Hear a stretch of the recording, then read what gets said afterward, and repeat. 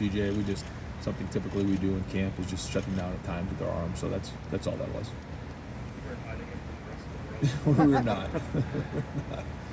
Ryan, how do you decide what days you need to do that with quarterbacks? It just depends on kind of their how much they've been throwing, how much we've been throwing, and how tired they get. So we just kind of rely on them. Did it matter if the Big Ten Network was here and they'd be broadcasting it across the nation around the world? I wish I could orchestrate everything like that, but that's just how it goes. Ryan, how has Quinn started? First couple workouts that you've been able to get him into some. How's he kicking it out there? I mean, just learning where to go and where the locker room is and everything else. Obviously, if CJ's not out there throwing today, Jack and Kyle are getting more reps. Just what are you continuing to see from those guys as they continue to compete? Yeah, what a great opportunity today for them to really step up and take reps with the ones, and big evaluation this week for those guys as well. And now that we got a few reps this week with the ones, and then by Friday, I think we need to find out who's game ready. And so this is a big week, for everybody, but certainly those guys as well. Thayer was again wearing a baseball cap. Where is he? His health? Yeah, he's going to be practicing here real soon. Have you decided what you're going to do with that offensive line yet? Whether you put it guard? We're going to kind of get to the end of the week, and then we'll kind of sit down, and that's when a lot of hard decisions have to be made. But very, very impressed with those guys. I think we've created some depth there and some versatility at different positions.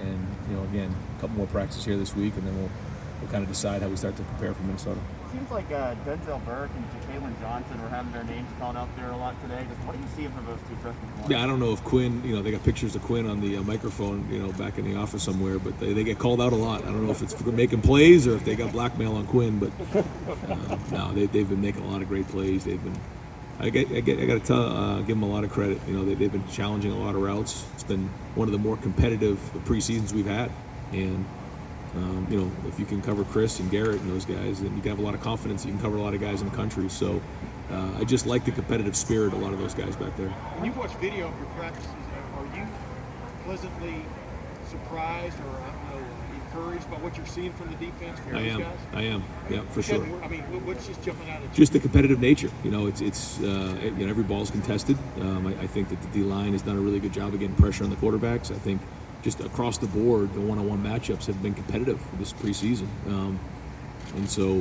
that's got to lead you to believe that it's going to, lead to a promising season. We'll see. Guys still have to play and step up, but there's been a lot of really good practices, a lot of physicality. I think that's the other part of this preseason that I've been impressed with is how hard we've practiced. And that was another reason we took the pads off today.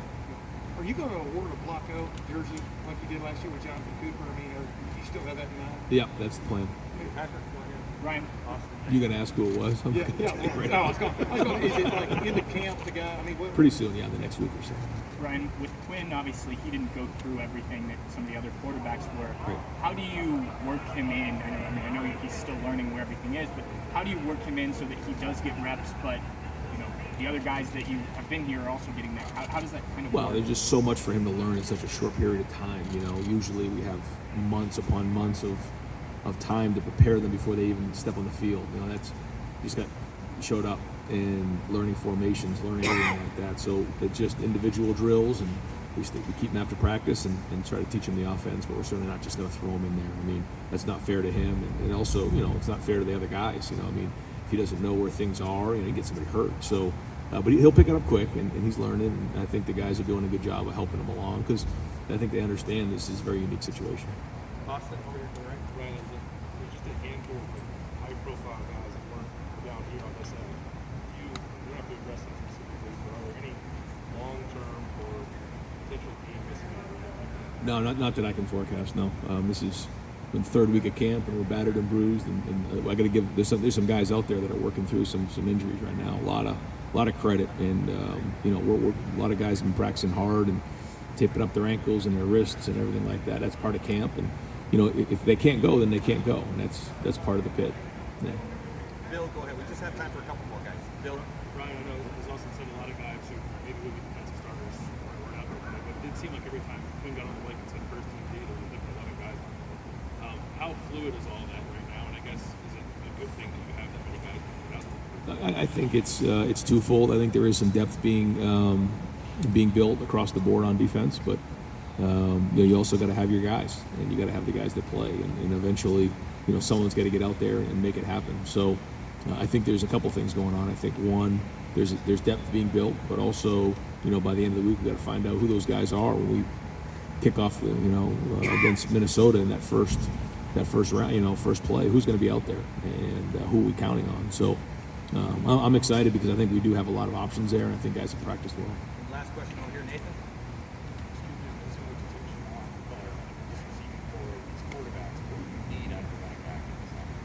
I mean, the first thing with the running back is they have to take care of the football. So important in this first game that we take care of the football on offense. The second thing is, they have to run physical. Runs of 3 got to turn into 5 and 6. And the last thing is, how many guys can you make miss when it gets to the second level? What can you turn in? Can you turn good into great?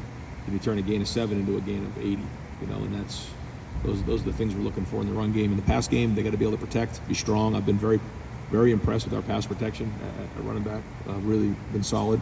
And then they, whatever they can do out of the backfield in terms of route running and pass catching is obviously important as well.